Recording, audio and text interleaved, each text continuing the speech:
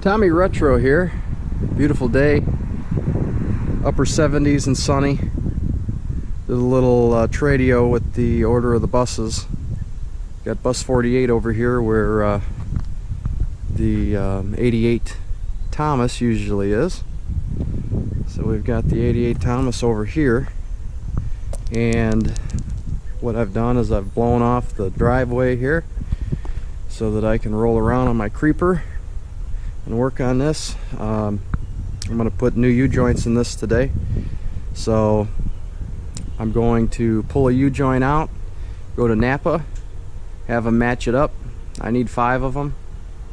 I'm also going to get some gear lube while I'm there and change the oil in the transmission, and then I'm going to add a little bit of Lucas to it as well. I want to thank everyone from the Vintage Wayne school bus group on Facebook.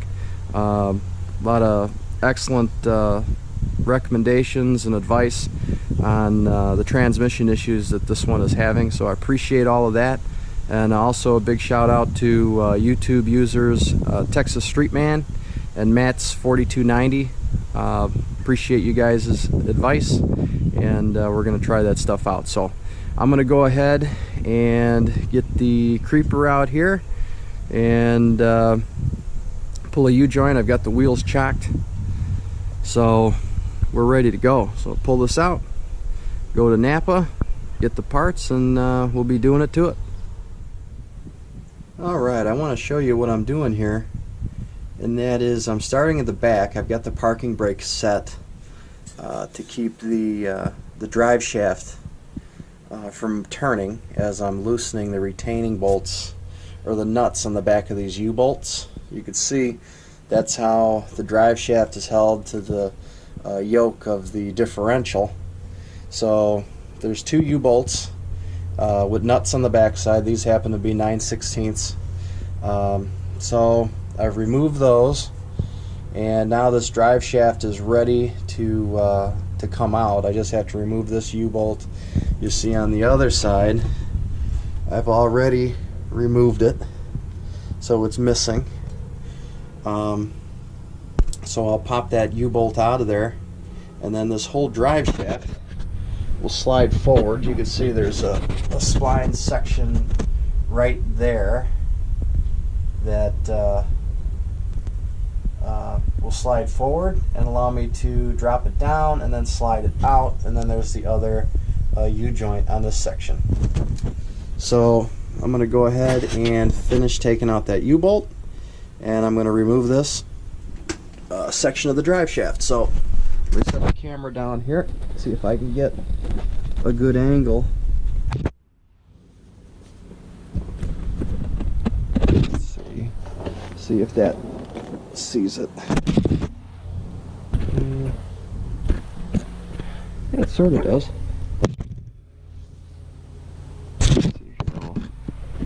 Try to angle it up a little bit. Hopefully you can see that. But I'm going to come over here. We got the nuts off the back side, so we're going to slide this baby out. Just like so. And then now it's free. So I should be able to just slide this whole unit forward. Looks like it's going to need a little persuasion from our brass hammer. So go ahead and do a little brass hammer action.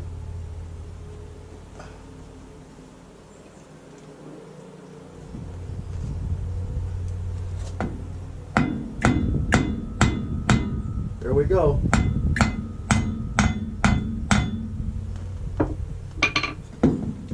All right. There she goes. We'll lean it down.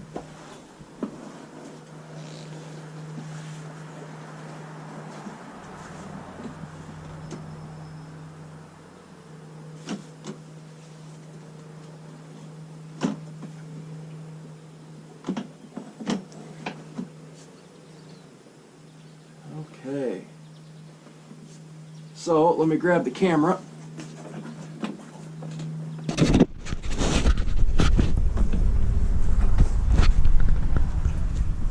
And now you can see that the drive shaft's been removed. We dropped it down.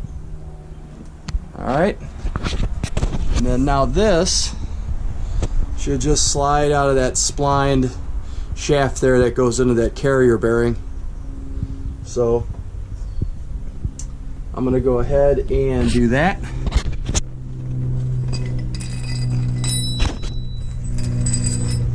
I'm just going to use the wrench here, see if I can get a good angle on the camera, just so you guys can see. I think that looks pretty good. Yeah, that looks pretty good. So come up here, and this baby will slide right out. Yep, here she comes. Alright, there's the drive shaft. Okay.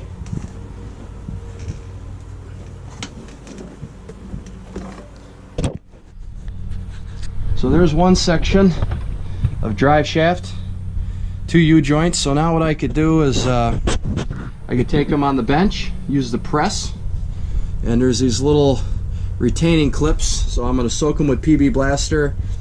I'm going to push these in, remove these, and then you can press them out, get the U-joints out. The back, of course, had the U-bolts on the one side, but this other side has to be pressed out. So I'll take that on the bench, we'll do that. You can see what the spline shaft looks like there, coming from one of the middle drive shafts, hanging in the carrier bearing. So I'm going to go to the shop, do some pressing, go to Napa, match up these U-joints, and I'll be back. Alright, so I got the drive shaft out next to the bus. I just want to show you a quick of this drive shaft section. Just want to show you quick how these C-clips come out of here. So what I do is I turn the cup up and I fill it with PB Blaster, kind of let it soak for a while, at least a few minutes. If they're really gnarly, then you know I'll let them sit overnight or something, or a really long time. But first thing I do is I take either a chisel, or in this case a flathead screwdriver, and I just kind of bust it loose. So I kind of tap on each side, get this ring to move, you know, from inside the drive shaft connector.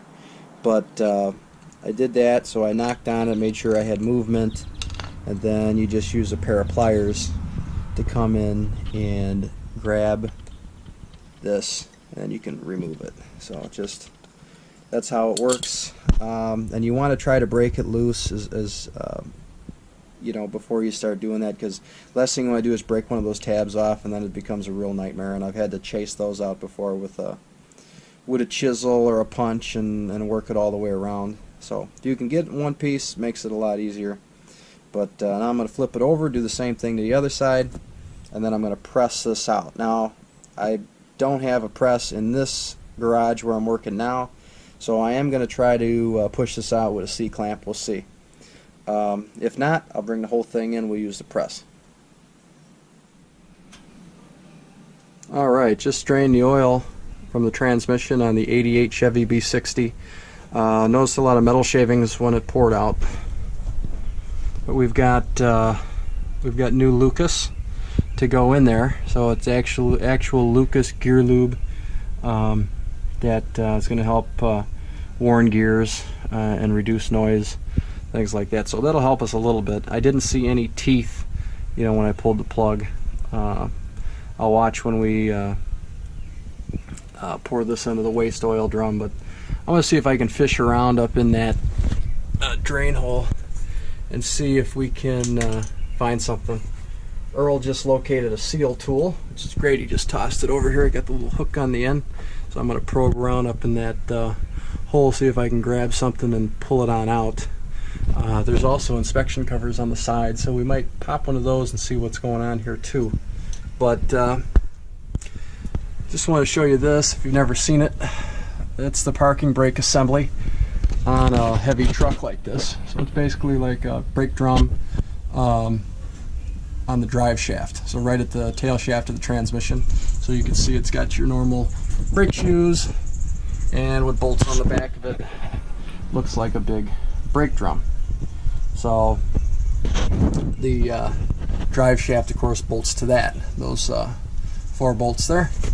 Got the drive shaft right now is removed.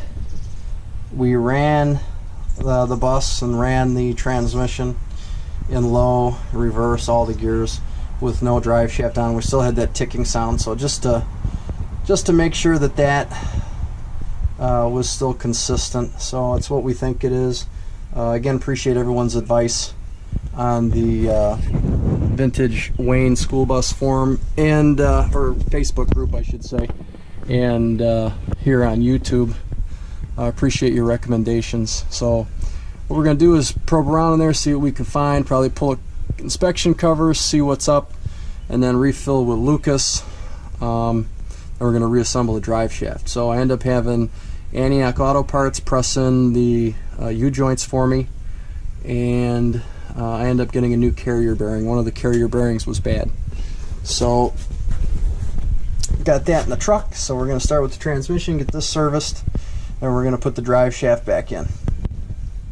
Alright, so we got the inspection cover back on the trans. When we pulled it off, there was definitely metal shavings in there. They got a little magnet at the bottom of the transmission, so clean that out with a rag, use some brake cleaner, sprayed it out real good. No, big teeth or nothing, but there were definitely some good sized shavings. One of the straight cut gears in the back, you could see where a portion was either chipped off or wore down. So just cleaned everything out real good. Put the inspection cover back on with some RTV sealant, so we're letting the RTV cure. While that's curing, we laid out the drive shaft. So we've got 4 sections here, all new U-joints pressed in, 1 bad carrier bearing replaced. So we're going to start at the front, so with the front drive shaft with the plate that attaches to the transmission, or the output shaft of the transmission, and then we'll work our way back. So what we'll do is we'll get that all mounted up. We'll leave the carrier bearings loose, and once we get everything together, we'll tighten everything up starting from the front and working our way back. So we're going to go to work on that right now. Alright, well, we've got the transmission filled back up. RTV is set up on the inspection cover that we removed. So got it filled up, takes a gallon of gear lube. So you see there's a fill plug up there, but she's all filled up, wiped it down, drive shaft is in, it's all bolted in, carrier bearings are all mounted and secured, but we're all set. We're all set. So we got new U-joints, 1 new carrier bearing right there, all the way back. So now we're gonna take this bus for a test ride, see how she does. Hopefully that 55 mile an hour vibration is gone, and I'm hoping that the ticking in the transmission is a little quieter in low and reverse. Alright, so we're doing a test drive. We got Earl driving the 88 Chevy B60 Thomas, and we definitely improved the vibration. There still is a little something at 55-60, so gonna have to be some more investigation. The ticking in the low gear is just a shade quieter, so definitely made some good progress. Got a little something we got to tackle, but I'll call it a good day. But we're just gonna cruise on out here. Earl's taking us home with the 1988 Chevy B60 Thomas school bus with the 350 Chevy engine and the 4-speed manual and the split rear end. A little bit of subdivision drive in here.